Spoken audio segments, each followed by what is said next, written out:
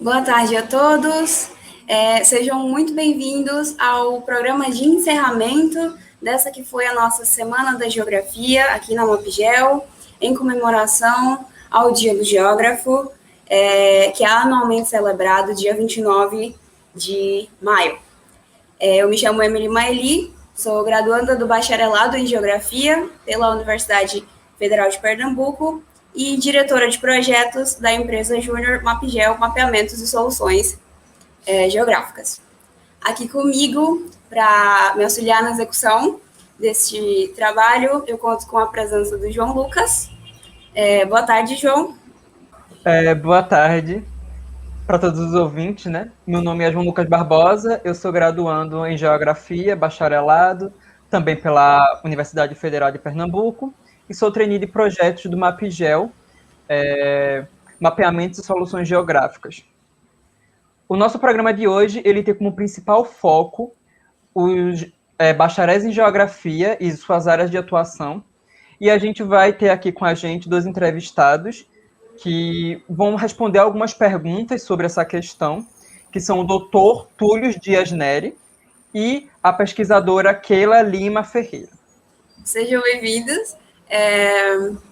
Bom, num breve resumo, o Dr. Túlio Dias Neri é formado em Geografia, tanto no bacharelado como em licenciatura pela Fundação Santo André de Ensino Superior e Básico do Estado de São Paulo, e mestrado e doutorado pelo Departamento de Geografia da USP. Atuou na Operação Verão, de 2010 a 2011, do Estado de São Paulo, como consultor pelo Instituto Geológico do Estado. Atualmente é servidor do CEMADEM, trabalhando na área de geodinâmica na sala de situação do centro. Também desenvolve pesquisas voltadas à identificação da suscetibilidade a movimentos de massa, proposição de limiares de chuva e mapeamento participativo, e atua ainda como pesquisador convidado do grupo de pesquisa em geotecnologias aplicadas e geomorfologia de encostas e planícies da Universidade Federal de Pernambuco, o Emplagel. Boa tarde, boa noite a todos.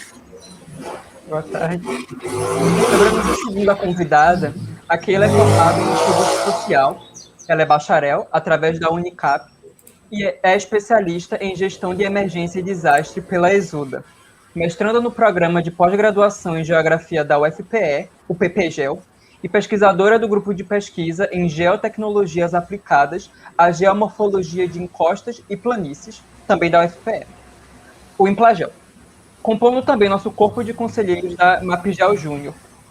A Keila é membro do nosso grupo de trabalho de Sistema Nacional de Proteção à Defesa Civil, da Secretaria Nacional de Proteção e Defesa Civil, a SIMPDEC e a SEDEC, do Governo Federal, e é gerente-geral da Atenção Social da Defesa Civil do Recife. Seja bem-vinda, Keila. Obrigada, boa tarde a todos. Boa tarde. Eu gostaria de dizer que, em nome, né, de toda a equipe da Mapgel, primeiro é uma honra para a gente contar com a participação de vocês aqui, né? E muito obrigada, né, por vocês terem aceitado, né, participar, e acredito que vai ser bem proveitoso. Eu que agradeço o convite. Bom, sem mais delongas, então bora dar início à entrevista? Sim. Pode começar, Então, João. A nossa primeira pergunta é direcionada a você, Túlio. A gente queria te perguntar, com o fim da graduação, como foi a sua introdução no mercado de trabalho, antes de você ter as especializações, sabe, para agregar no seu currículo. E a gente queria que você falasse um pouco sobre essa questão, já que a gente sabe que o nosso mercado de geógrafos, as pessoas sempre acabam olhando ele mais para o lado do educacional, né? Das pessoas que são apenas licenciandas. Então, como você pode falar para a gente um pouco sobre esse universo que os bacharéis também podem adentrar, a partir da sua experiência? Tá, eu vou primeiro dar uma contextualização de como que foi meu início na carreira do bacharel. Durante a minha graduação, eu tive a oportunidade de estagiar no Instituto Geológico, né, do Estado de São Paulo, e a partir dali, eu já fui meio que delineando quais seriam as minhas atividades futuras, né, não querendo ir para o lado da licenciatura. Mas no decorrer da minha da minha finalização da graduação, a primeira oportunidade que me apareceu na porta foi a licenciatura. Então, ao longo dos meus 6 meses, né, de atuação como professor, pós-formado, me surgiu a oportunidade de, além de ir para a pós-graduação, trabalhar como consultor de um projeto na Prefeitura de São Paulo, ali para a Zona Sul de São Paulo, né, Capivari Monos, né, a APA. E a partir dali eu comecei a vislumbrar um outro mercado de trabalho dentro da área do bacharel, né? E aí eu fui pesquisar como que era essa área, como que funcionava, como que era não só a questão da remuneração, né? Porque a remuneração também é uma parte muito, muito relevante quando a gente acaba indo para o bacharel. E eu vi que naquele momento estava tendo um boom de serviços na área do bacharel, né? Foi em 2006 para 2007, então muitas empresas estavam contratando geógrafos, né, para trabalhar com consultorias, e aí variava muito da consultoria, né, de meses a 1 ano e por aí vai, nos diferentes mercados. Então, tinha pessoas que estavam trabalhando com consultoria para bancos, tinha pessoas que estavam trabalhando com consultoria para a prefeitura, tinha pessoas também, colegas meus, que estavam trabalhando na iniciativa privada que acabavam pegando um projeto junto à prefeitura. Então, foi nesse aspecto, né, nesse boom econômico, né, no caso também, que foi a explosão econômica, a explosão de projetos, alguns projetos no sentido de obras, né, no caso, eu também trabalhei com arqueologia, então eu virei também consultor arqueológico, e por conta desses grandes empreendimentos que estavam acontecendo no Brasil, principalmente em São Paulo, né, com a expansão da linha do metrô e tudo mais. Então, foi aí também que surgiu a oportunidade de eu migrar para o mercado do bacharel, né. Muito bom. Bom, a nossa segunda pergunta agora ela vai ser direcionada a Keila. Bom, Keila, o que a gente quer saber é como bacharel de serviço social, né, formada, o que é que te fez escolher a especialização na área de gestão emergencial e desastre e por que, né, a escolha do mestrado em geografia? Sim, que pergunta boa, né? Muitas pessoas me perguntam como é que você sai de serviço social para entender essa questão de geografia, inclusive na geografia física, né? Ainda tem esse detalhe. Veja, eu migrei, assim, né? Primeiro que eu trabalho na Defesa Civil e trabalho nessa área de desastre há 16 anos. Então, é uma temática que eu estou sempre interessada em me aprofundar, né? E a gente sabe que os grandes desastres e que tem óbitos, né, em massa, vamos dizer assim, sempre quando há um deslizamento de terra, né?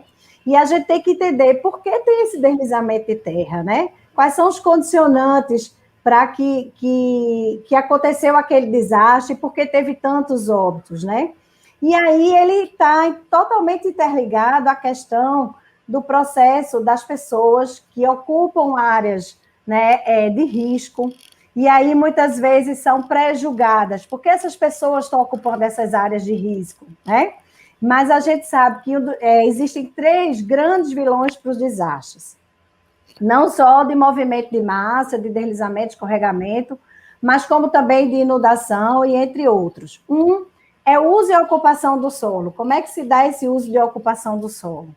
Junto a isso, tem as ocupações irregulares e todo o processo de exclusão social, né? A gente está passando por um momento de multidesastres, né? Dentro de uma pandemia, junto com dengue, com chikungunya, junto com processo exclusivo, com famílias famintas, né? Que não tem nem alimento, né? E você vai dizer, puxa vida, como é que essas famílias vão poder pagar um aluguel ou morar numa habitação segura, de forma adequada? E o terceiro vilão dos desastres, já entrando até numa pauta lá para frente, é a questão da crise climática. Então, tudo isso está muito ligado à geografia, né? A gente está na Semana da Geografia, né? A gente está discutindo, então, tudo isso estava ligado. Então, aí veio a me acolher dentro dessa minha inquietação, talvez, né? Enquanto profissional de defesa civil, tá? Hoje eu me sinto mais um profissional de defesa civil, acho que lá na frente a gente vai falar um pouquinho da defesa civil do Recife, e esses olhares, a gente tem geógrafos, bacharéis em geografia aqui, aí eu posso estar colocando para vocês muito o papel deles, e eu estou sempre muito ligada, entendendo o território, a questão da paisagem, né? A questão de como é a dinâmica desse território, como são os conflitos sociais, né? E de que forma esses conflitos sociais podem ser um condicionante, né? Quando você mora numa área de encosta, as pessoas desmatam, né? Cortam a barreira irregular porque precisam de uma moradia. Então, assim, na minha reflexão, eu precisava mergulhar mais nesse universo da geografia para poder compreender melhor esses processos. Muito obrigado, Keila. Agora eu quero fazer uma pergunta para vocês dois, e vocês podem ficar à vontade para ver quem fala primeiro e quem fala depois, que é em relação aos trabalhos de vocês. Tudo bem. Que é em relação aos trabalhos de vocês. Eu queria que vocês falassem um pouco sobre o que é o CEMADEM e a Defesa Civil, e que vocês falassem um pouco sobre o papel de vocês nesses empregos, né? O papel de vocês nesses órgãos. Então, já que o Túlio pediu para você começar, por favor, Keila, passa a palavra. Sim, vamos lá, primeiras damas, né? Opa!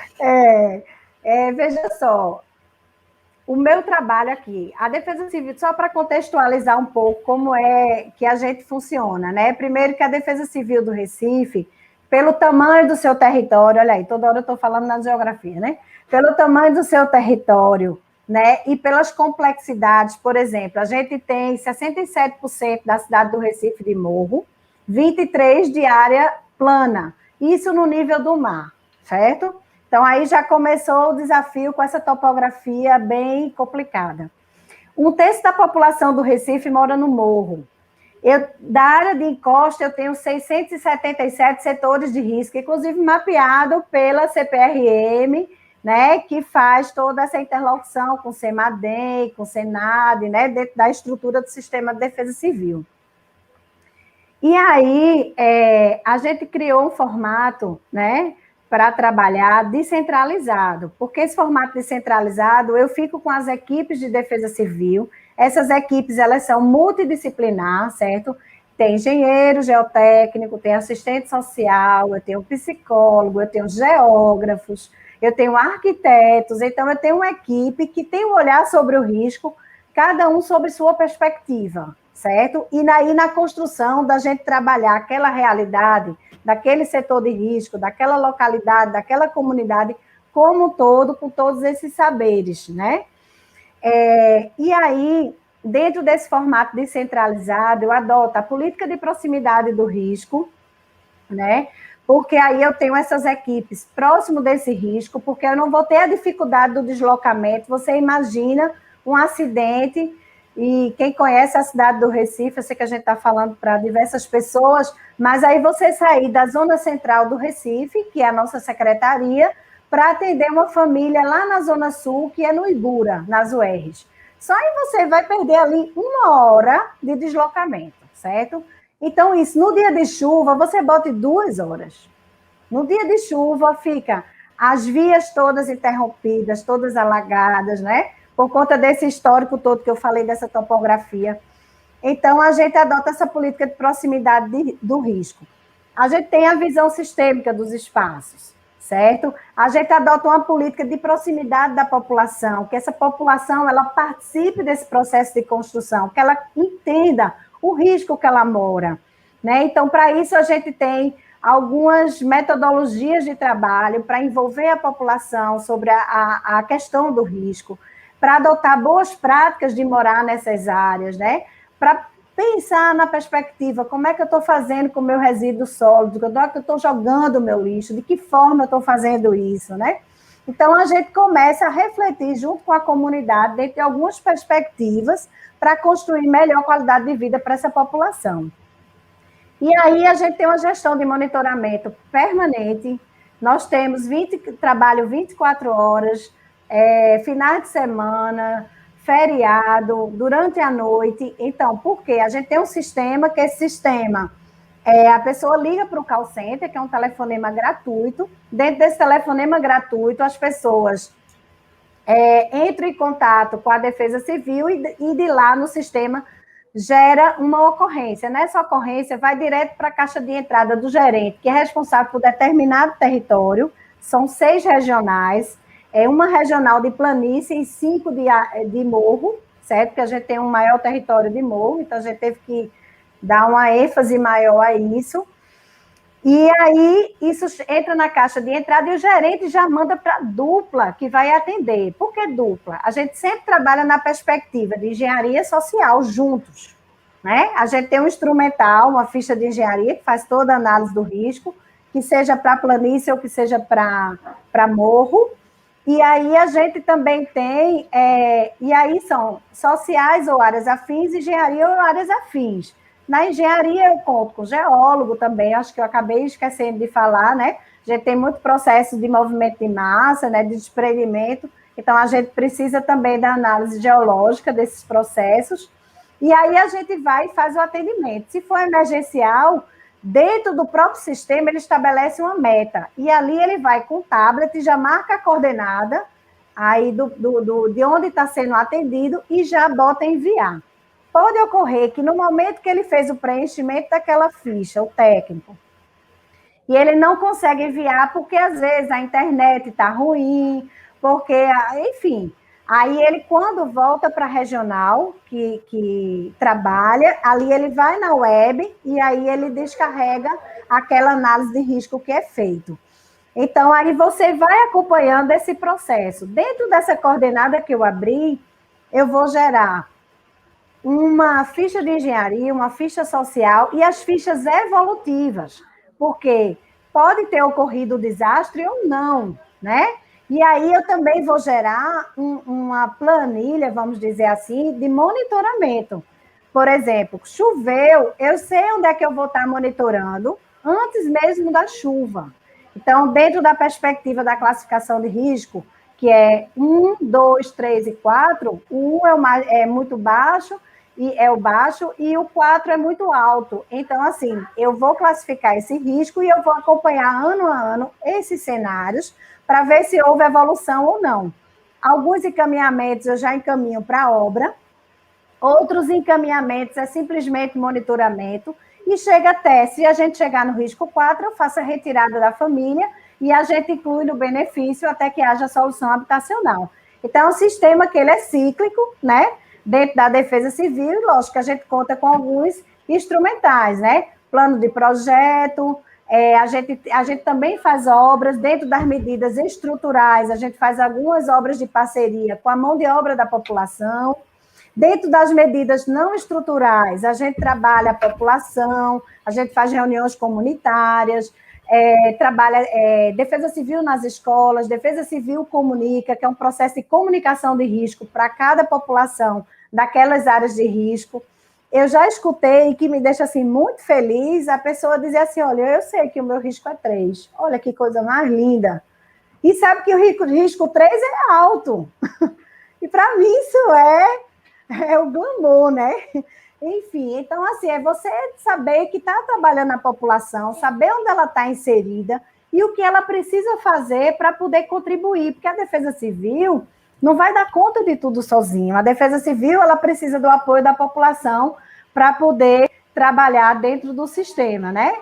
Enfim, então, assim, a perspectiva da gente no demais, e se tiver alguma pergunta, depois vocês colocam para mim, mas a gente trabalha a perspectiva desde a vistoria, a visita domiciliar, até o final e até quando a gente consegue encaminhar para a execução de obra. Muito bom, um trabalho em conjunto, né? Bom, Túlio, você pode, sinta-se à vontade para falar um pouco sobre a Semadem e tua experiência. Tá, vamos lá, né? Eu sou cria do Semadem, né? Já desde a primeira leva, desde 2012. E eu sempre gostei desse desafio, né? Eu sempre gostei de trabalhar com áreas de risco, com reconhecimento de áreas de risco. E quando surgiu a oportunidade de trabalhar num centro que trabalha com um sistema de monitoramento e alerta para desastres naturais, para mim foi uma novidade, né? Porque acho que no Brasil tem os centros, né? Tem centros locais, citando aqui, no caso, o estado de São Paulo, nós temos o PPDC, por mais que ele não tenha um organograma de centro de monitoramento, mas ele trabalha com essa lógica. Nós temos também o Alerta Rio, no Rio de Janeiro. Então, e você tem um CEMADEM, que é algo a nível nacional, né? Então, isso para mim foi um grande desafio, e quando surgiu essa oportunidade de trabalhar, eu aceitei de olhos fechados. E o que é o CEMADEM, né? O CEMADEM, ele monitora processos hidrológicos e geodinâmicos no Brasil todo, né? Não nos mais de 5 mil municípios, mas daqueles que foram designados como municípios monitorados. E a nossa dinâmica de trabalho, ela é um pouco complexa, porque nós temos a nossa ala de pesquisa, que tenta desenvolver metodologias de baixo custo, né, para otimizar o nosso monitoramento. E nós temos a sala de situação, que trabalha 24 horas por dia, 7 dias por semana, né? Nós somos divididos em 4 turnos e em 4 áreas. E o papel do geógrafo, eu não vou dizer que ele tem mais importância que das demais áreas, né? Mas ele é um trabalho significativo, que no sentido, além do tendo da minha área, que é a área de geodinâmica, que eu trabalho com os processos de movimento de massa, também tem aquelas pessoas formadas em geografia que trabalham com a parte social no sentido de desastres naturais, né? Então, trabalha propondo índice de vulnerabilidade, contextualização das áreas de risco, quantas pessoas vulneráveis são residentes naquelas áreas de risco, que fazem proposições de feedback junto às defesas civis, né? Tipo, o CEMADEM emitiu um alerta, teve ocorrência, não teve ocorrência. Então, isso também é uma construção que tem uma participação muito, muito significativa do geógrafo dentro do centro. E aí, contextualizando, então, o que acontece? Então, no CEMADEM, além da operação, no meu caso, por exemplo, eu também atuo em outras frentes, né, com uma frente de pesquisa, participo de outros projetos, inclusive o CEMADEM tem parceria com a Defesa Civil de Pernambuco, né, com alguns sensores geotécnicos, que são instrumentos que auxiliam da identificação de quais são os mecanismos de ruptura desse processo, né? Então, é algo muito relevante. É lógico que como é um projeto de pesquisa, não tem como você ampliar esse projeto a nível Brasil. Então, você acaba selecionando algumas áreas, dando prioridades para algumas áreas para aplicação desses projetos. E dentro do CEMADEM, eu tive a oportunidade também de trabalhar dentro do projeto JITS, que foi um outro projeto que me trouxe uma sensibilidade de como nós devemos, né, tratar um sistema de alerta, né, de como a gente pode melhorar e potencializar um sistema de alerta. Então, eu fico muito grato a esse projeto, que é a questão de tentar otimizar o nosso trabalho, né? Como que a gente pode otimizar o nosso trabalho para tentar atender uma demanda maior, né, de atividades. Eu também já faço parte de outro projeto, já pelo BRICS, no caso, esse projeto já tem a ver já mais com mapeamento, né, mapeamento de cartografia de risco, cartografia geomorfológica, no sentido de troca de experiências entre Brasil, China, Brasil, Rússia e vice-versa, né? O que nós brasileiros temos a oferecer para esses parceiros e que esses parceiros também têm para oferecer para nós brasileiros. E são essas metodologias que elas visam otimizar o nosso trabalho, né? Por mais que a gente não tenha essa comunicação direta com a população, a nossa comunicação é direta via Defesa Civil, seja ela federal, nacional, federal, estadual ou municipal, a gente não tem esse diálogo estritamente direto com a população, mas nada impede também da população conhecer o nosso trabalho, né? Muitas vezes você já viu algum jornal nacional, algum produto relacionado ao CEMADEM, por exemplo, ou algum jornal local também mencionando o CEMADEM, que essa é a nossa lógica. Então, o geógrafo dentro do CEMADEM, além de trabalhar com a questão dos processos, eles também acabam trabalhando também com a questão social, né, da vulnerabilidade, proposição de índices, né, para você mitigar a nossa modelagem, no caso, né. Muito bom. O que vocês falaram tem bastante a ver com a próxima pergunta que a gente vai fazer, que é justamente sobre isso, sobre dados, né? Vocês falaram muito sobre coleta de dados e tratos, e aí o que a gente queria saber no caso, é uma pergunta para os dois, mas que a gente meio que dividiu, sobre a disponibilidade desses dados. No caso do Túlios, já que vocês, né, a nível nacional, trabalham a nível nacional, como é que é a filtragem desses dados para que vocês trabalhem melhor. E para a Keila, a que a gente queria saber é a questão da disponibilidade e frequência de atualização, para, no caso, a nível estadual. Keila, novamente, sinta-se à vontade. Veja, a frequência de atualização, a gente fala aqui que a gente tem um sistema vivo, né? Nós temos o Plano Municipal de Redução do Risco, que ele é de 2007 e 2008. Então, assim, cada ano que passa, os cenários da cidade se modificam. Por quê? Por conta de chuva, por conta de qualquer evento climático, certo? Então, a gente criou esse sistema, que ainda é um sistema piloto, chamamos ele de ERES, né? E aí tem gente que chama íris, né? Que é o olho, né? Tem a ver com o olho, do olhar, do monitoramento, né? Reflete um pouco isso. E aí é exatamente a atualização. Por exemplo, a cada ano, a gente faz as vistorias e intervenções de monitoramento. Essas vistorias, num tempo de normalidade, vamos dizer assim, sem pandemia, por exemplo, 2019, nós fizemos 54 mil visitas. Aí você diz, são 54 mil pontos? Não. Tem aquele ponto que eu preciso voltar mais de uma vez para analisar como é que está aquela encosta, se houve alguma evolução, se não houve evolução. Então, aí essas vistorias vão todas para o sistema, certo? Elas vão para o sistema com o histórico de cada situação. A gente antes analisava o setor, mas dentro de um setor, eu tenho risco 3, eu tenho risco 4, eu tenho risco 2, então a gente preferiu trabalhar caso a caso, ponto a ponto, né? Para a gente, a lógica tinha muito mais ponto a ponto, né? Porque, por exemplo, no trecho daqui está mais complicado, vamos dizer, está evoluindo para um risco mais alto. Mas no trecho do lado, dentro do mesmo setor, a situação ainda dá para monitorar, não precisam ainda tirar a família. Então, cada caso ele é analisado particularmente. E a atualização disso é anual, certo? A gente atualiza anual. O que a gente está tentando trabalhar é de que forma a gente pode melhorar esse sistema para que a gente comece a extrair cada vez mais produtos dele, né? Então, assim, deixa eu ver como é que está esse setor de risco aqui e qual foi a evolução dele. Então, eu pegar um mapa e fazer uma sobreposição de outro mapa, né? Fazer aquela análise de modo geral. O que a gente está acontecendo, isso vem historicamente da década de 50, é a ocupação desenfreada do morro, e uma ocupação que não é com orientação, não é uma ocupação com qualidade. Então, você vê casos assim extremamente frágeis, né? Que aí isso é uma preocupação muito grande diante do desastre, né? Porque às vezes é um pequeno deslizamento que a casa cai.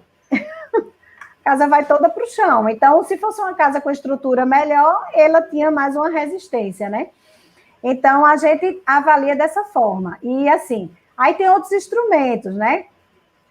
É o plano preventivo de defesa civil, a gente tem o plano de contingência, né? Esse plano de contingência ele é atualizado todo ano, né? Então, a gente já pega essa setorização e esse mapeamento que a gente já coloca para ele, a gente disponibiliza o plano de contingência para todas as secretarias, né?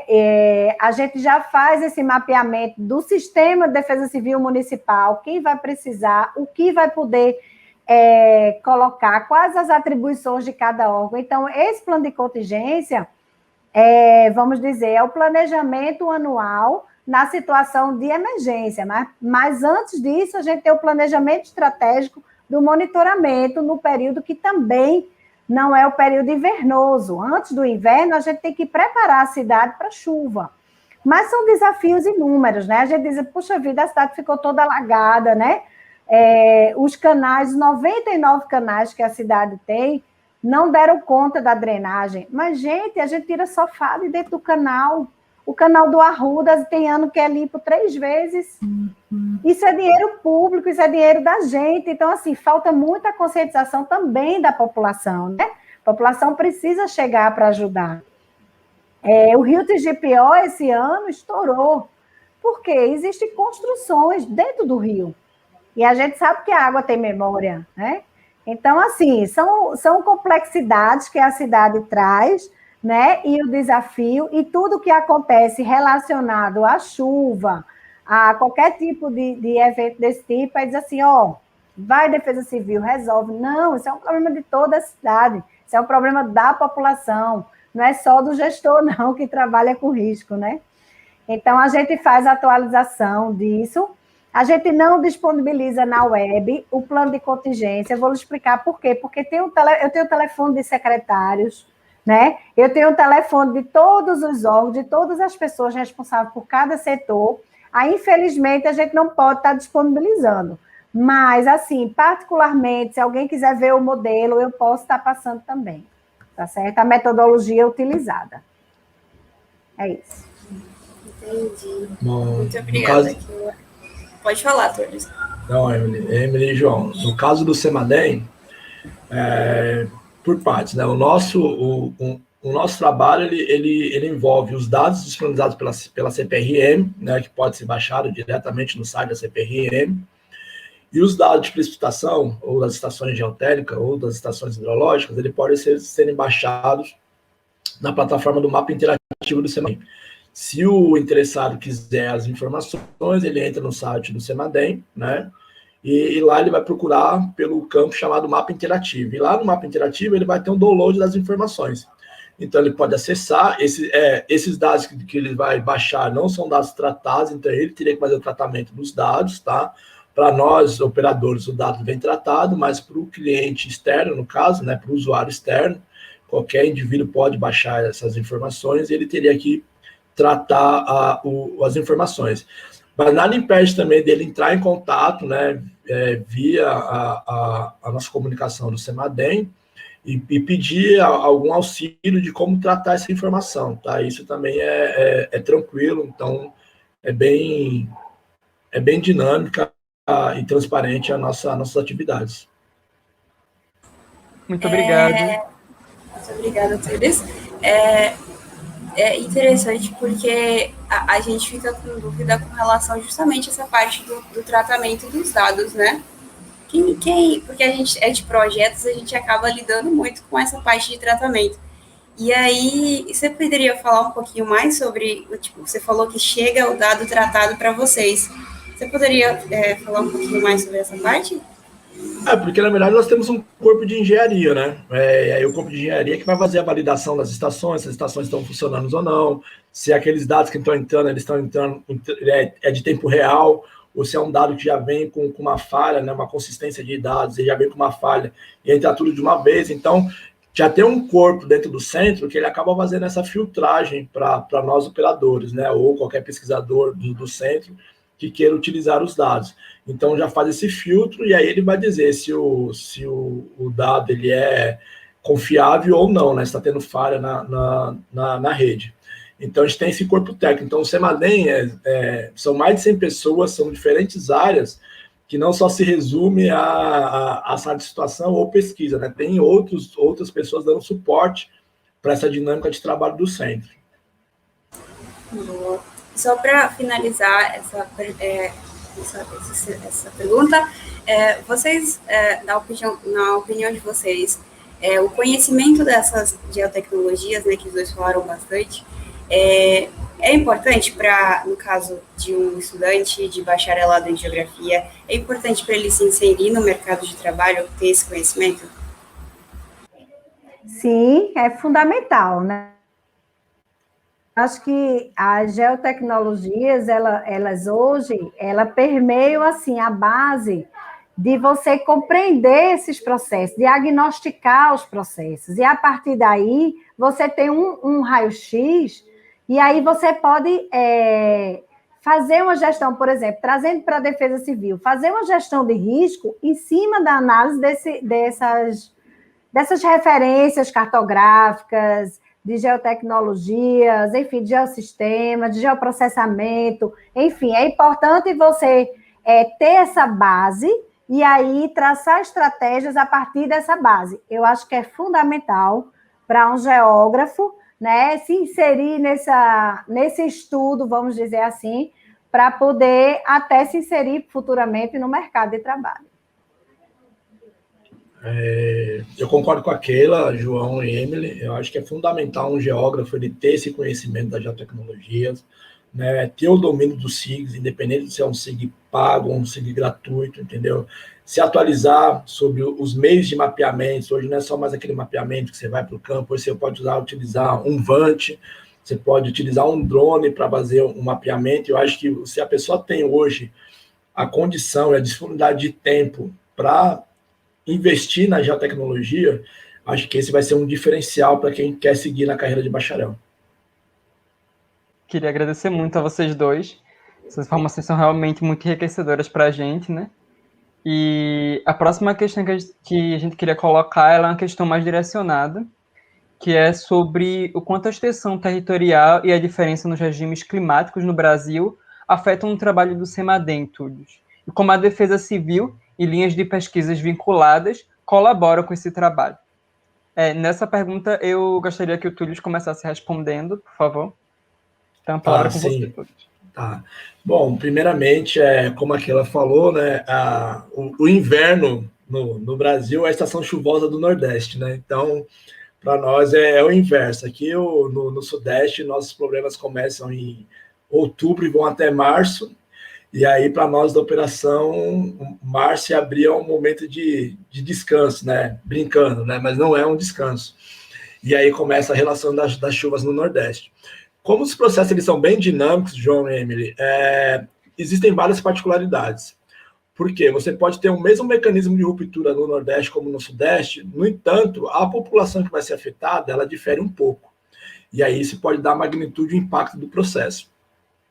Nós temos um problema também, que são aqueles problemas graduais, que são as cheias dos rios, que aí você vai perguntar para mim, mas por que cheia do rio, Túlio? Porque nós temos problemas também de terras caídas, solapamento de margem, que aí é uma outra dinâmica, daquela dinâmica dos escorregamentos, né, ou do debit flows, que esses processos são mais intensos, e aí a nossa dinâmica, por conta desses regimes climáticos, ela muda um pouco, porque para mim avaliar um processo de terras caídas, um processo de solapamento de margem, eu preciso também de uma análise mais da hidrologia, para saber o comportamento do rio, se o rio ele vai subir de forma gradual, ou se ele vai saber se ele vai subir de uma forma brusca, se ele vai ter a sua vazão de forma gradual, ou se ele vai ter uma vazão de forma brusca. Então, essas complexibilidades, ela acaba também tornando a nossa missão um desafio, né? E muitas vezes o nosso desafio ele não é compreendido.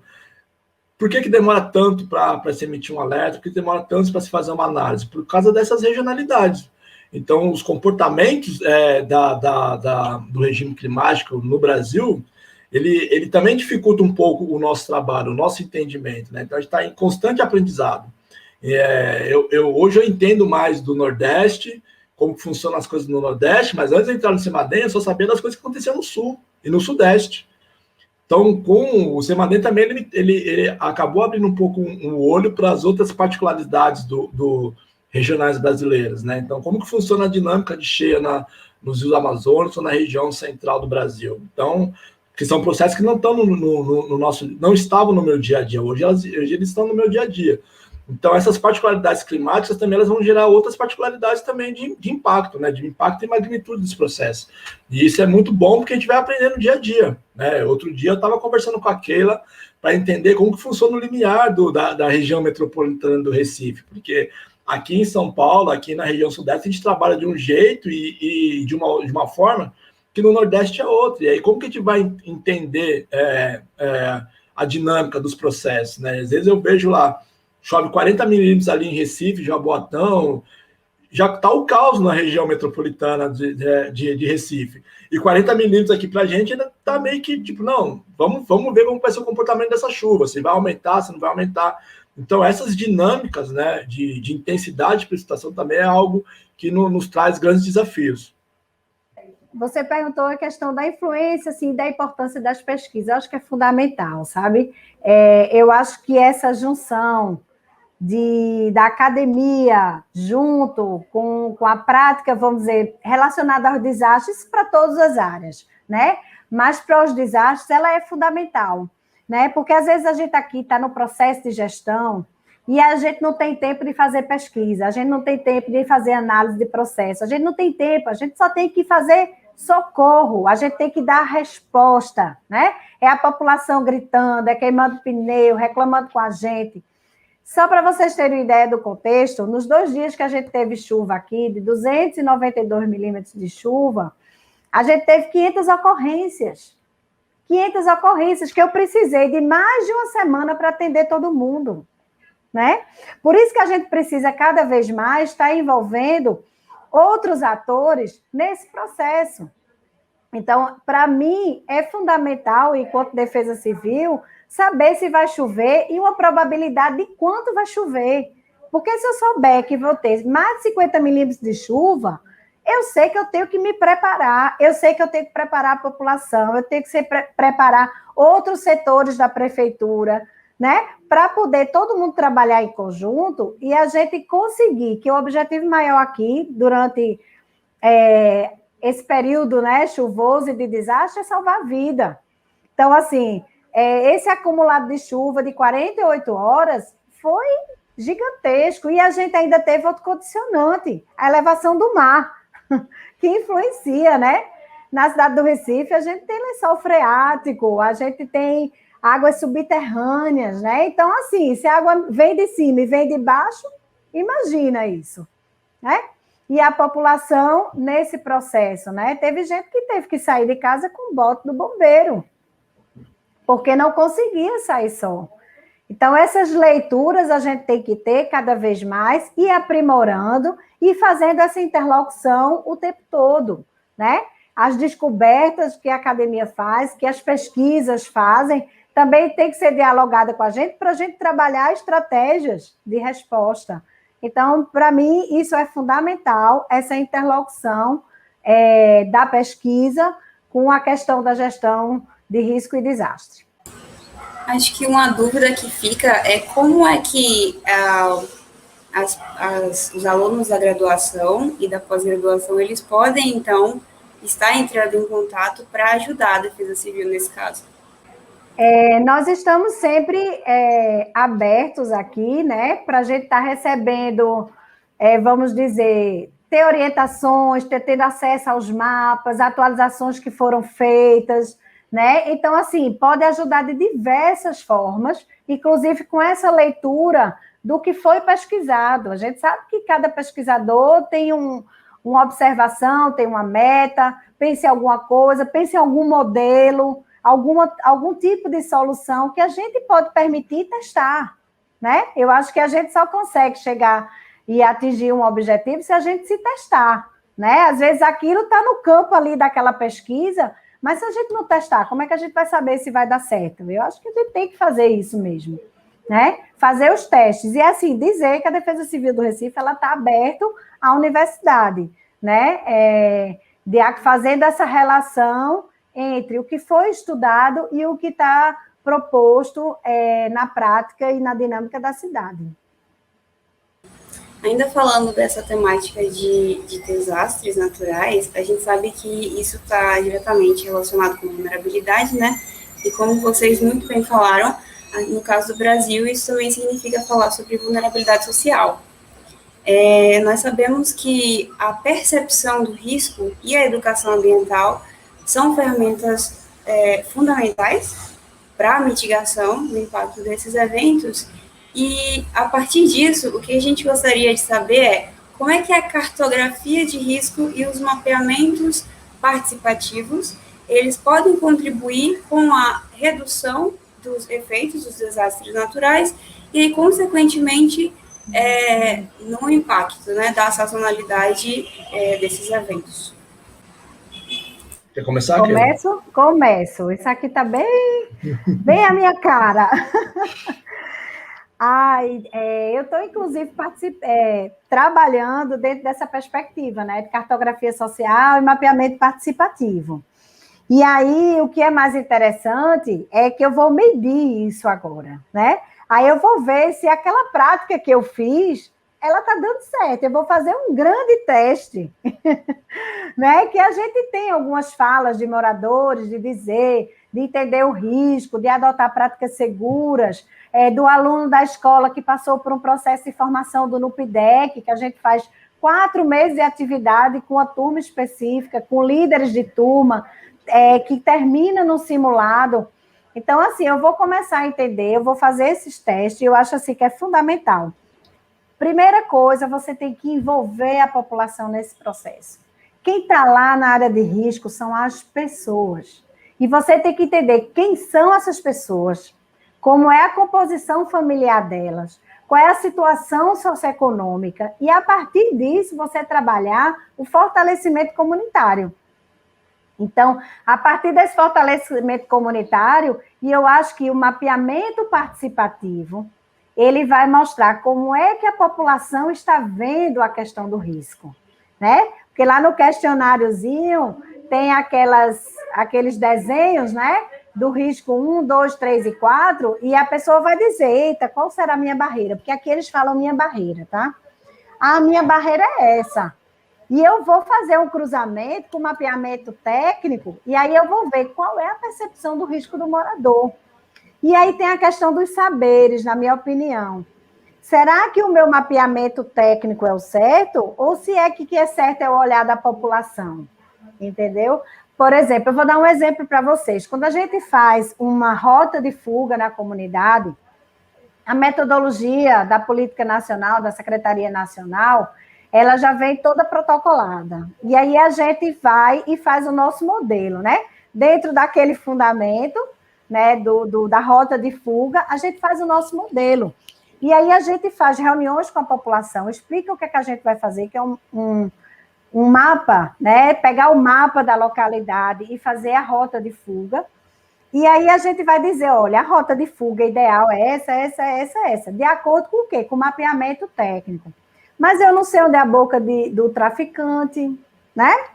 Eu não sei onde tem aquele vizinho que já não se dá bem com o outro, né?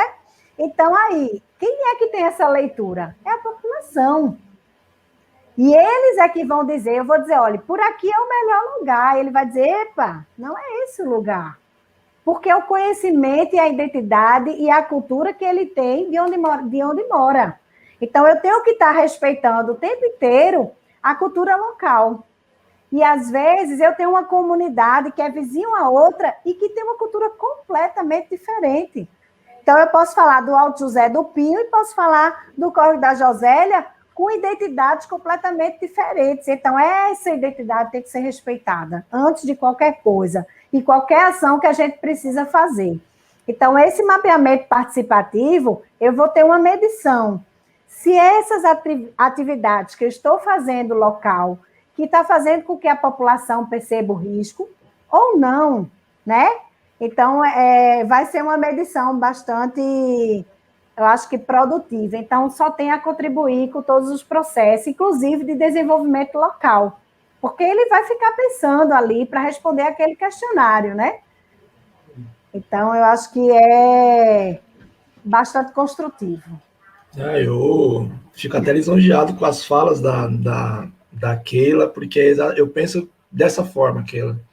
O que eu aprendi no curso que eu fiz no Japão foi exatamente isso, né? O conhecimento local muitas vezes tem que sobrepor com o conhecimento técnico, né? E eu puxando um pouco do seu gancho, Emily, que você falou, qual que é o papel fundamental da relação das academias, né? Ou da academia com o poder público, no caso, Defesa Civil ou outros órgãos de gestão. Eu acho importante que a gente tem que quebrar essa barreira do que é produzido na academia fica na academia, né? Se você trabalha com suscetibilidade, né, numa bacia ou numa encosta, num bairro, esse material ele tem que ser de conhecimento público, né? E o público que eu digo é da sociedade no geral, né? Você fez um mapa para uma bacia, para uma determinada bacia de Recife. Qual que é o conflito dessa bacia com a gestão de território do município? Aquelas áreas de interesse que você mapeou ali como baixa suscetibilidade, ou até mesmo como alta suscetibilidade, o que ela confronta com o desenvolvimento econômico daquele município? Será que era uma área que eu poderia remover uma população de área de risco com política de habitação popular para essas localidades. Então, tem que ter um pouco desse diálogo, né? Então, porque quando eu faço um mapeamento técnico, eu estou fazendo para o gestor público, né? Eu estou fazendo para o prefeito, para a Secretaria de Desenvolvimento do município. O mapeamento participativo já tem uma outra lógica, né? Que é você trazer a população e de uma forma até de comunicativa para ela dentro do processo da problemática, né? Dela entender a problemática. Então, tá, se eu moro numa área de risco, qual que é o grau do risco da minha área? É um R1, é um R2, é um R3, é um R4? Como que eu posso minimizar esse risco, né? Ou como eu posso potencializar esse risco? Muitas vezes o morador não sabe que ele está potencializando o risco. Para ele jogar um sofá no rio, pode ser nada.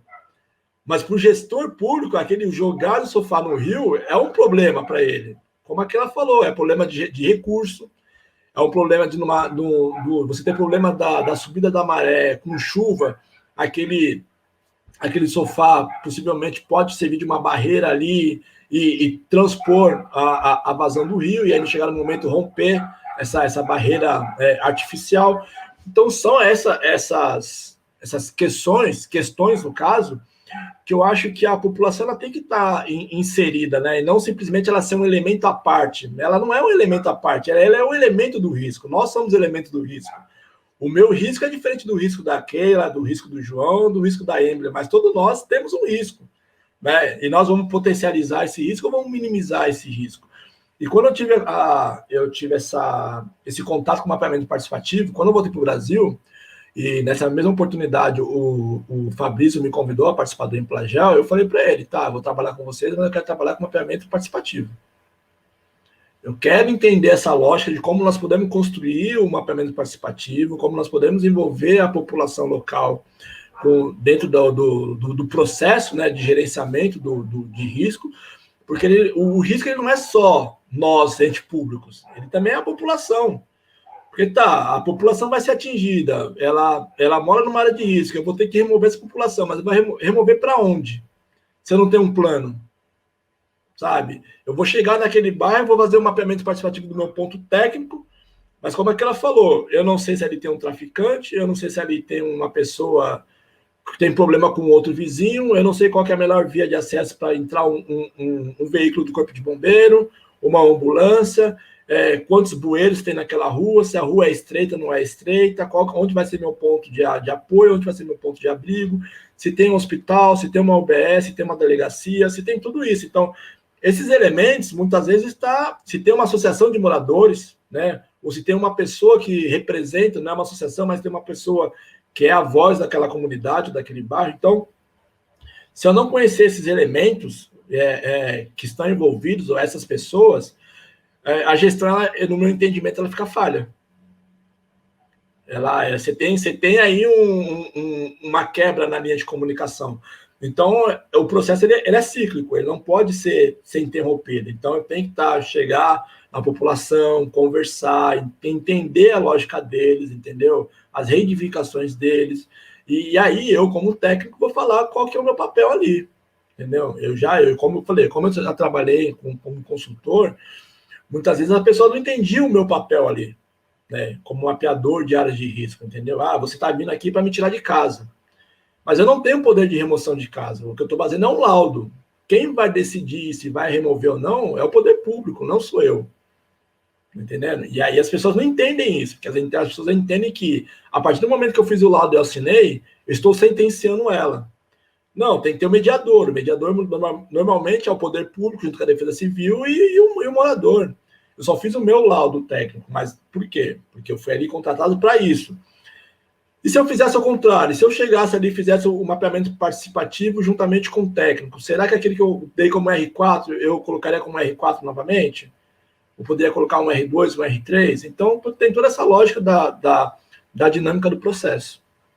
Então, queria dizer para vocês que os comentários de vocês foram muito enriquecedores agora e foram muito importantes, porque a gente precisa entender que o espaço não é vazio, né? O espaço ele tem pessoas, ele tem dinâmicas, e a gente precisa entender elas também para a gente conseguir mitigar os riscos que ali podem acontecer, né? E exatamente ligando com essa questão de que onde tem espaço, tem pessoas, eu queria fazer as 2 perguntas finais para vocês, e aí é uma pergunta mais pessoal para vocês, em relação ao trabalho de vocês, que é sobre qual enfoque dentro da atuação profissional que vocês têm teve mais impacto prático na vida das pessoas, assim, no olhar de vocês, no caso, né? E também como o trabalho de vocês impacta a sociedade civil. E daí vocês podem colocar experiências, exemplos, vocês podem dizer algo que tocou em vocês, como vocês também já acabaram citando ao longo da nossa entrevista, podem ficar à vontade, tá bom? Tá, vou começar então, para a gente seguir a tradição, né? Bom, o trabalho da gente e o meu, acho que o de Tulos também, eu acho que é fundamental para a melhoria da qualidade de vida das pessoas, né? Porque, além do trabalho ser com áreas extremamente complexas, áreas críticas da cidade, famílias extremamente vulneráveis, né? Num momento como este, né? No multidesastre que a gente está passando. Então, assim, o processo de precarização é impressionante. E olha que eu tenho já um bom tempo dentro de comunidade, trabalhando com pessoas de áreas vulneráveis, e assim, ainda estou me impressionando, né? Que a gente conseguiu melhorar um pouco durante um período, de acordo com políticas públicas que foram estabelecidas, né? Com o processo de avaliação através de um CAD único, né? Que é o cadastramento único do governo federal, e a partir daí foram elaborados programas de benefício, de desprendimento de renda para essa população, para se alimentar melhor, né? A gente está falando aqui de um direito humano, que é se alimentar, entendeu? É o básico. Gente, as pessoas não estão se alimentando, né? Então, assim, o trabalho da gente é extremamente impactante no sentido de colaborar não só com a perspectiva dessas pessoas, né, que estão nessas áreas de risco, mas como também trazer para elas um pouco mais de conforto, eu diria, né? Eu não diria que a gente vai tirar da linha da pobreza, não é o papel. Mas a gente pode trazer acolhimento, conforto, segurança, né? E trabalhar ali com aquelas famílias daquelas áreas, perspectivas de futuro, né? Quando eu faço um trabalho de ação educativa nas escolas e que eu trabalho com jovens, né, vamos dizer, de 10 anos até 17 anos, e aí no final dos processos eu vejo os meninos conversando com a gente, dizendo que quer ser geólogo, quer ser geógrafo, quer ser arquiteto, sonhando, né? Então você vê que você traz uma perspectiva. A gente discute sobre o uso e ocupação do solo com os meninos. Como é que é essa terra? Como é que eu devo fazer com essa terra? Essa terra é um direito? Não é um direito? Né? Como são esses direitos sociais, esses direitos humanos? Tudo relacionado à questão do risco, do território. Então, a gente começa a refletir junto com eles isso. E sai assim, cada trabalho, minha gente, é a coisa mais linda. Eu lembro que a gente tinha um projeto, que inclusive também era do CEMADEM, dos pluviômetros semiautomáticos, viu, Túlio? Aí a gente pegava esses pluviômetros semiautomáticos e a gente instalava nas escolas municipais, e a gente pedia a garotada e pedia o professor de geografia para trabalhar com esses pluviômetros, dentro do olhar para o desastre, né? E aí eles adoravam fazer a medição, ou choveu tantos milímetros. Aí isso significa o quê, né? Não é só choveu tantos milímetros, significa o quê? Eles estudam numa escola que estão em área de risco, que pode sofrer inundação, que pode sofrer um deslizamento, que vai precisar evacuar. A gente trabalha evacuação dentro da escola, faz simulados, trabalha todo mundo da escola, não só os alunos, e quem faz todo o planejamento da retirada são os alunos, né? E aí ele já sabe que o último a sair da sala de aula é o comandante do barco. Quem é o comandante do barco? É a professora, o professor, né? Ele é o último a sair. Primeiro evacua todo mundo. E quem é o último dos últimos? Aí eles adoram dizer, o diretor, né? Então, como quem diz, quem pode morrer aí é o diretor. Então, assim, é você construir mesmo esse processo de resiliência, né? Com essas pessoas que estão lá, esses meninos, né, que estão em processo de formação e que chegam na casa deles e repassam todo esse processo, né? Começa a discutir, mãe, bananeira não pode não ter bananeira. Aí a mãe diz, bananeira, banana a gente come. Não, mas não pode, porque acumula água na raiz. Olha que coisa maravilhosa, né? Então, assim, começa a criar essa liga, essa construção do cidadão e da cidadã, dentro dessa perspectiva de resiliência mesmo, né? Se adaptar àquela realidade deles e construir práticas seguras. Então, assim, é um processo belíssimo, né? Dentro da gente pensando um pouquinho em Paulo Freire, né? Da educação participativa, e eu acho que ela vem através daí. Eu acho que a gente só tem que obter resultados junto a esse público. Eu concordo com a Keila nas palavras delas, porque é gratificante no sentido de quando eu entrei no Semadem, eu não sabia o que era o Semadem, né? Eu tinha aquele ideado do que seria o Semadem, mas eu não sabia de fato o que era o Semadem, eu estava conhecendo o Semadem. E minha primeira missão de campo foi logo aquele pós-evento de 2011, né? Que no início de 2012 fizeram aqueles plantão emergenciais, onde alguns servidores do Semadem eram deslocados para algumas localidades. Eu, no caso, fui para o Rio de Janeiro. E ali foi a primeira vez que eu tive contato com uma defesa civil estadual e municipal, né, de como que era a rotina de trabalho deles, né, de como que era estressante, né, e mesmo tempo prazerosa, né, porque eles estavam ali e gostavam daquilo que eles estavam fazendo. O meu segundo momento é quando eu comecei a ter contato com alunos de escolas, né, escolas públicas, escolas privadas e também alunos de graduação, que eles queriam entender como que funcionava o Semadem, né, e aí o mais gratificante, eu confesso que trabalhar com aluno de graduação, você já pega uma pessoa, um aluno um pouco mais maduro, né? No sentido de que ele está na graduação, então dali ele já sabe mais ou menos o que ele quer fazer no final da sua graduação. Então eu recebi alguns alunos de algumas universidades, conversava com eles e eu falava qual que era o papel do Semadem para eles, né? E qual que é o papel da gestão de risco. A gestão de risco não é um plano de governo, é um plano de Estado. E se a gente que trabalha com gestão de risco não tem essa visão que a gestão de risco é um programa de Estado, eu acho que já está pensando já numa forma errada, errônea. Então, a minha maior satisfação é isso, né? É trabalhar com as defesas civis, é trabalhar com os alunos, explicar como que funciona um pluviômetro, explicar como que funciona uma estação geotécnica, né, que vai medir ali a umidade do solo, explicar como que funciona um radar. Então, você ter esse contato, essa troca de experiências, porque eu aprendo diariamente. Eu estou em eterno aprendizado, né? Eu não sou aquele cara que já, aquela caixinha fechada, aprendi e parou ali. Não, eu estou aprendendo. Até com práticas simples, você pode entender como funciona o processo. Então, esse contato com defesa civil, com escolas, com universidades, eu acho que foi uma das maiores satisfações que eu tive dentro do Semadem. Muito bom, foram pontuações excelentes. E eu tô sem palavras, assim, porque é muito bom ouvir de profissionais, né, que trabalham em coisas, em áreas que você visa futuramente também tentar alguma coisa, se importando tanto com a noção do ensino, né, às pessoas. Isso é maravilhoso, gente, parabéns. Parabéns mesmo. Bom, se vocês se sentirem à vontade para fazer considerações finais, a gente chegou no final das nossas perguntas, né?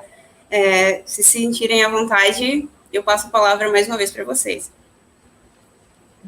Bora lá, Keila. Vou. Primeiro, agradecer o convite, né? Agradecer estar aqui com Toulouse, né? Que a gente trabalha junto o Semadem e Defesa Civil faz parte tudo do mesmo sistema, né? E colocar, como a gente está falando dos geógrafos, do Dia do Geógrafo, e dizer assim, como é interessante, como é ampliado o olhar do geógrafo, né? Eu digo para todas as áreas. Aí vamos trazer um pouquinho para o que a gente está conversando aqui, que é a defesa civil, é entender aquele território, com tudo que tem no território, com as pessoas que vivem lá, a forma como eles vivem, a forma como eles se organizam, né? A forma como é que se dá com a relação de sustentabilidade econômica, né? As construções das casas, né? A relação com a natureza. Então, assim, nós temos aqui na Defesa Civil do concurso 3 geógrafos, né? Que especificamente trabalham mais nessa parte de geoprocessamentos, de mapeamentos, de análise através do voo do drone, né? E aí coloco sempre essas informações para os mapas. A gente está sempre consultando os nossos geógrafos o tempo todo, de áreas limítrofes entre um município e outro, né? A gente tem, às vezes, um desastre, é Recife ou é Olinda, é Recife ou é Jaboatão, né? E a gente sempre vem para a cartografia. A cartografia vai dizer onde é que está a verdade, né? Que aí fica o povo, não, porque aqui tem uma conta de Recife, não, mas ali é território de Jaboatão, olha, é uma confusão. Mas aí a gente está remetendo muito para o papel assim, fundamental do geógrafo, então, assim, o quanto é importante esse olhar e com essa amplitude, né, da geografia para com as cidades e suas problemáticas. Né? E agradecer imensamente o convite, estar assim, discutindo com pessoas tão bacanas e que dividem com a gente esses conflitos, né? Eu sei que vocês também dividem, se preocupam com todos os problemas e que a cidade tem, né? E as dificuldades da gente fazer uma gestão de risco eficaz, né? Pensando na perspectiva da redução do risco, né? A gente não consegue erradicar ele. Infelizmente, não. Mas a gente consegue reduzir. Bom, eu gostaria de agradecer o convite, João, Emily, Keila, por participar desse debate aí, né? Não foi nem uma entrevista, foi um debate, praticamente, do meu ponto de vista.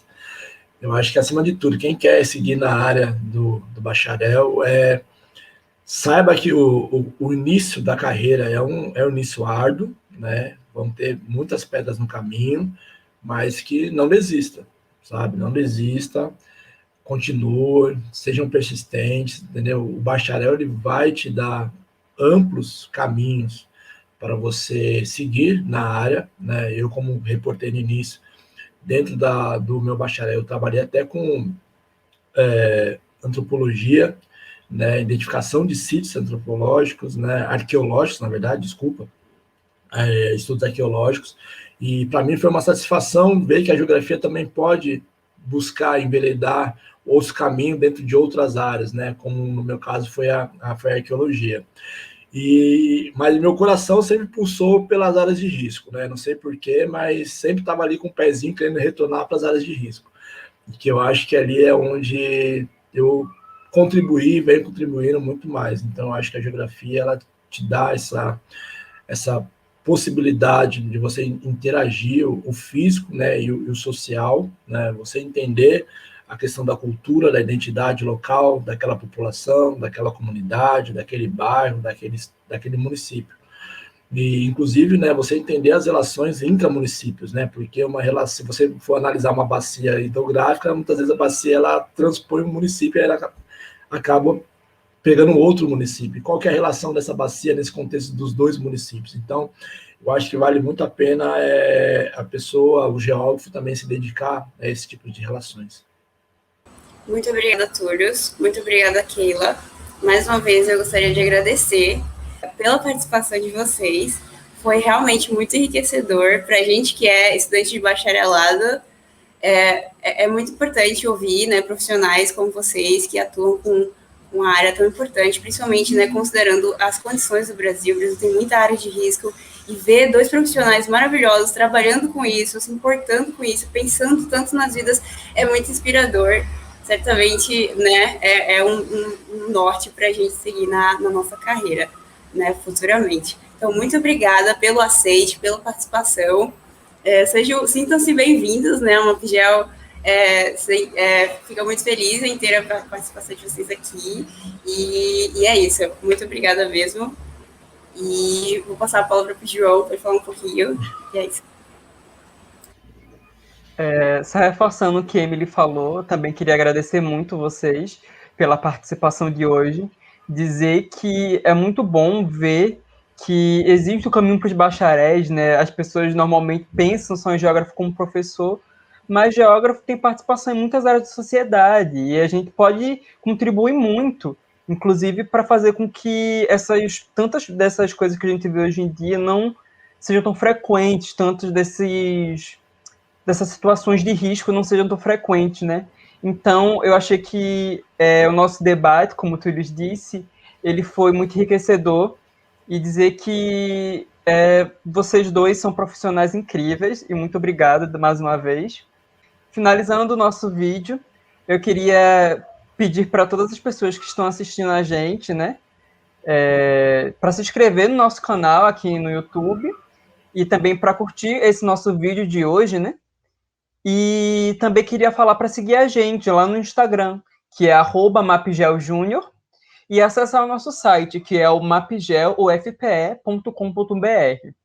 E agora, dando 2 lembretes, eu queria lembrar sobre o lançamento do edital para o processo seletivo de 2021, para o ingresso de novos membros, né, de novos trainees da Mapgel, e também para o lançamento do nosso e-book, que é o Planejando Cidades e Mitigando Riscos, inclusive, que tem tudo a ver com a nossa entrevista de hoje, né? E ele é referente ao terceiro GISDAY e primeiro simpósio de Geotecnologia do Nordeste, que foi organizado pela Mapgel Júnior. Mais uma vez, queria agradecer aos nossos convidados, queria agradecer a vocês que estão assistindo a gente no dia de hoje e dizer para vocês até a próxima, né? E assim nós finalizamos o nosso vídeo de hoje, a nossa entrevista de hoje.